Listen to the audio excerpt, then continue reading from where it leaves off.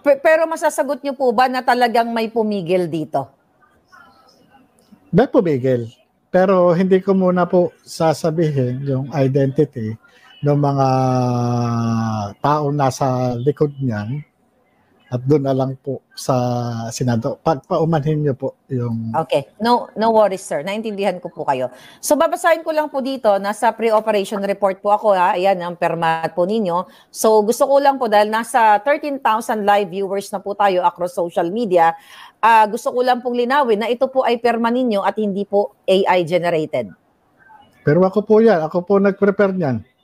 Okay, At good. yan po, hindi lang po iisang ganyan yung napirmahan ko. Marami na rin po ako mga pre-ops, authority to operate na napirmahan na nag-negative, nag-positive yung aming operation. Hindi lang po isang beses nangyari yan. Pagpirma sa ganyan. So, basahin ko lang po under the summary of information. A confidential informant personally appeared before this office and reported that a group of showbiz and politically affluent personalities are frequently using illegal drugs inside unit for the C. Na-correct nyo na yon, typographical error. Ang tamang address ay 46C Rizal Tower Building at Rockwell, Makati. Wala ngang control number, na-explain nyo na. So actually, ito pong nakalagay dito, under 1, 2, type of operation, check appropriate box, surveillance. Ano po, paki-explain po dito sa aming mga ordinaryong Pilipino. Ano po bang ibig sabihin yan sa first part? Surveillance, X, casing, X. Opo, ano po ba? Ganito po yan. Ang pre-ops, at yung authority to operate, isa po doon sa mga requirements ng PIDEA Manual of Operation. Hindi ka pwedeng mag-conduct ng kahit anong anti-illegal drugs operation. Surveillance, casing surveillance, entrapment operation or bypass operation, no? Service ng warrant or search warrant. Hindi ka po pwede na mag-conduct ng anti-illegal operation kung wala kang pinanghahawakang pre-ops, authority to operate, yun, certificate of coordination na galing doon sa NOC or doon sa RTOC o doon sa Regional Tactical Operation Center. Ngayon kaya kung mapapansin niyo po, paki-ano lang po yung pre-ops.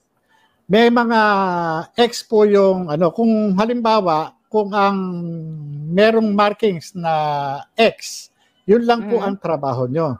Hindi po kayo po pwedeng mag-conduct ng test buy o entrapment o bypass operation o anong paman. Nakalimit lang po yung trabaho nyo specific doon lang sa surveillance tsaka casing. Kasi importante po yan dahil pagdating po sa korte, hinahanap po yan. Pag wala po yan, nade-dismiss agad yung kaso. Kasi yan lang po yung nagpapatunay na talagang lehitimo o yung tinatawag na yung presumption of regularity nung inyong ginawa o tinrabaho. Ngayon, yan din yung katibayan na bago kami mag-conduct ng halimbawa, mag-apply ng search warrant o mag-serve ng search warrant, tinatanong kasi ng korte yan, halimbawa later on, pag nasa trial proper na, kung nag-conduct ba kayo ng surveillance. Paano nyo na-determine na ito yung address? Paano nyo na-determine na ito yung ganito? Di ba? O paano nyo na-determine itong ganito, no? So, yan yung mga isa sa mga Kaya, kumbaga sa step by step o gradually yung ginagawa namin. Slowly but surely. Kumbaga, kagaya po ng sinabi ko sa inyo, yung purpose niyan ng pagkakandak ng surveillance at saka casing surveillance, ito yung dala namin yung confidential informant sa area. Dahil may instruction ako na kumuha ng sample ng white powdery substance. In case, halimbawa po, nahuli yung aming confidential informant na mayroong dala na suspected dangerous drugs, ikukulong yun. Pero kung meron kami ipapakita sa mga other law enforcement agency na, teka muna pare, may trabaho kami dito, ito yung pre-ops namin, ito yung authority to operate namin, ito yung certificate of coordination namin. Pawawalan nila yung CI namin o yung confidential informant. Kasi pag nakuha yan, nakapkapan niya, o ba't kami dalang drugs? Diba? Pugo yan, kawawa. So yun yung isa doon sa mga armas namin sa kalsada na pag nagpakawala kami ng aming mga informant, safe siya. Okay. Safe siya. Okay. So, yun po yung purpose niya.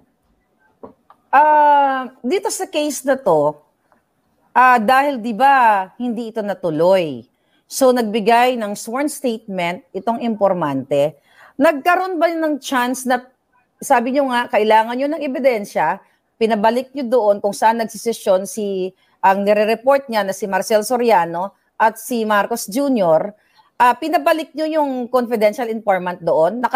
Dumating po ba kayo sa point na pinapunta nyo siya doon para kumuha ng watery substance sample for chemical testing? Nakakabalik siya doon sa area, no? Pero yung sasabihin natin pinabalik ko po siya, hindi po kasi pinayagan yung operation eh. Kasi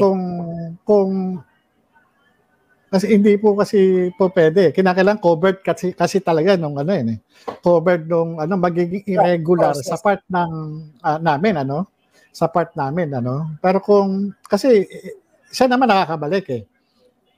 Nagkaroon pa ng after niya nagkaroon pa ng sir. Sabi niya ganito ganyan. Meron pa siyang dinideklara na pero wala talagang walang magawa dahil hindi nga pinayagan.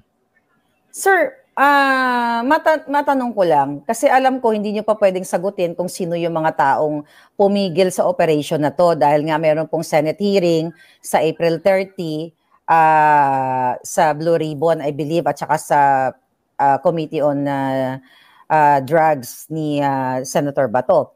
Pwede nyo bang masagot sa amin, bakit hindi natuloy ang operation?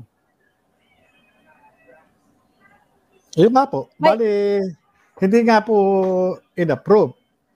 Pero, doon sa preparation, lalo na doon sa, yung pagkakakuha ko ng deposition ng witness, ito po yung isa rin sa requirements sa application ng search warrant.